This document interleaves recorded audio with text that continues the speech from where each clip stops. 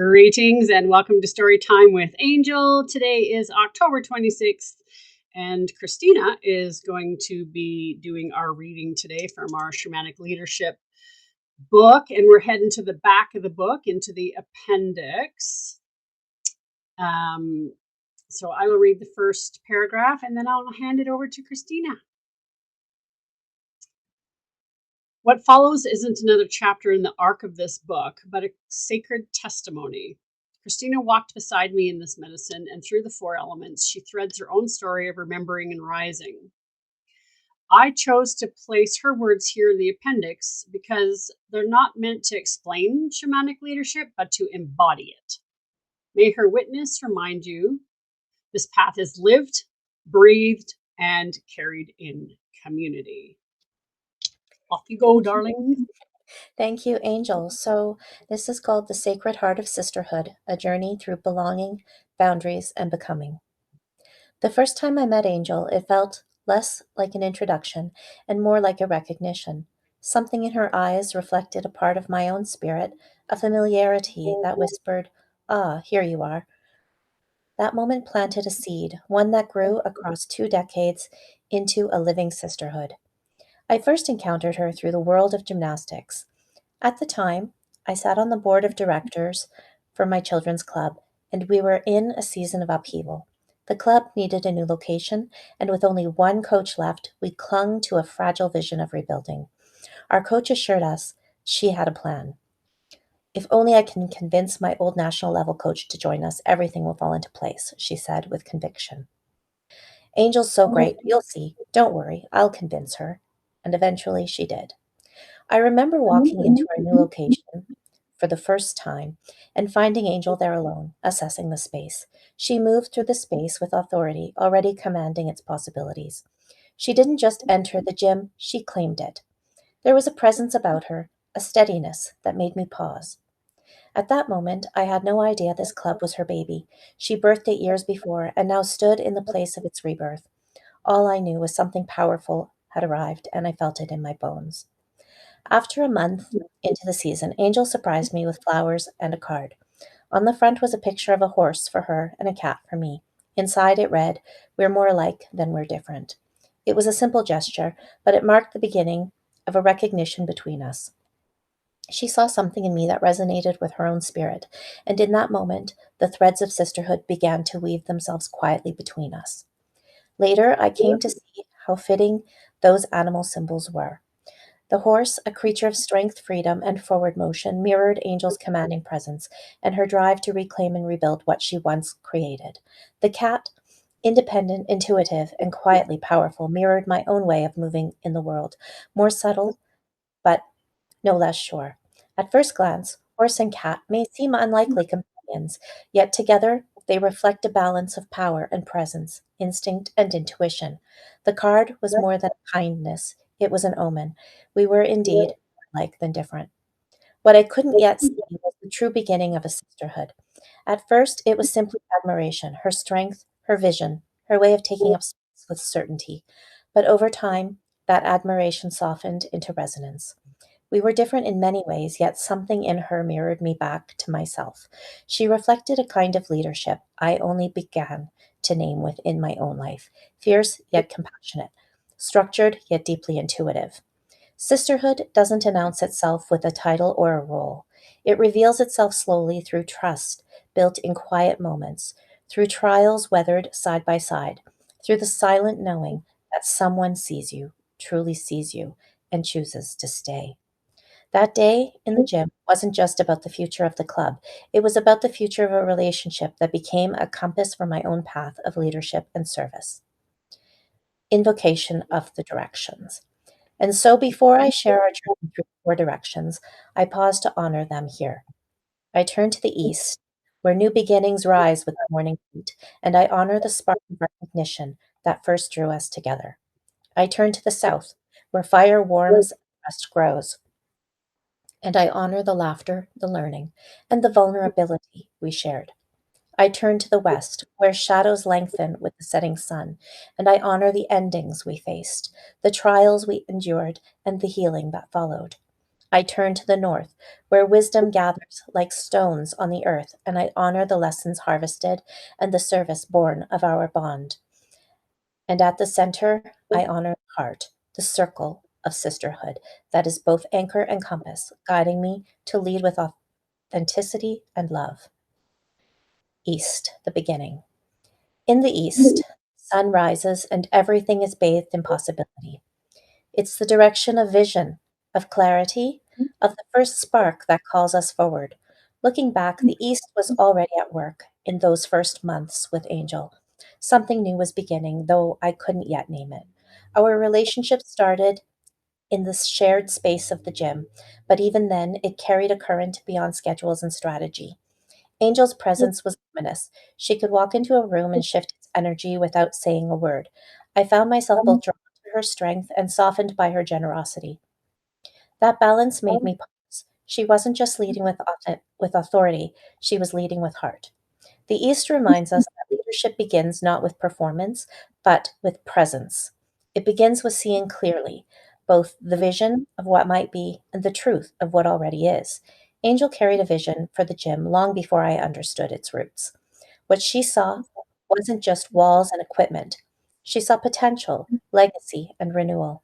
Standing beside her, I was invited to see more deeply too, to widen my own vision and recognize the sacred ground we stepped onto together. And it was instant. There was a pull, there was a knowing, there was a remembering.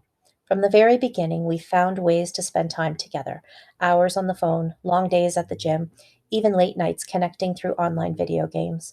We became close very quickly, drawn together by a force that felt beyond our choosing. Boundaries often blurred, and soon we knew every intimate detail of each other's lives.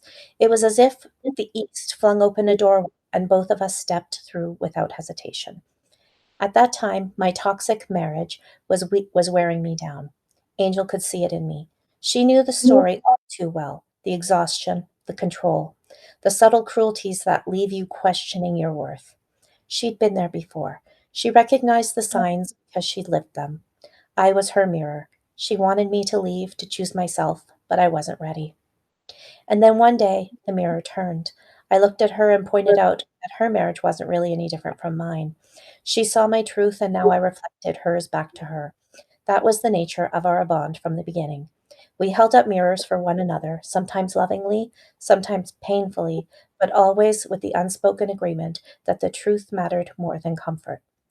This is the gift of the East, the light of clarity. When the sun rises, it exposes everything, the beauty and the brokenness alike. In Angel's presence, I could no longer hide from my reality, and in mine, neither could she. But the East brought more than truth, it also brought awakening. This was when the door to spirituality opened for me, and we stepped through it together.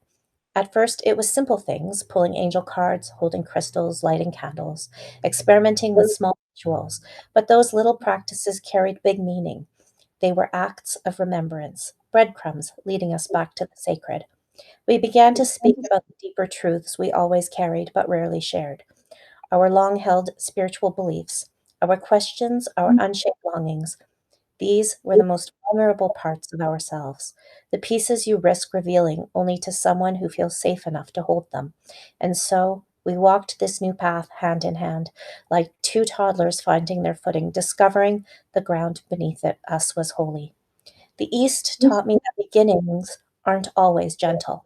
Sometimes the first light reveals truths we'd rather not see, and yet that clarity is the gift that sets us free.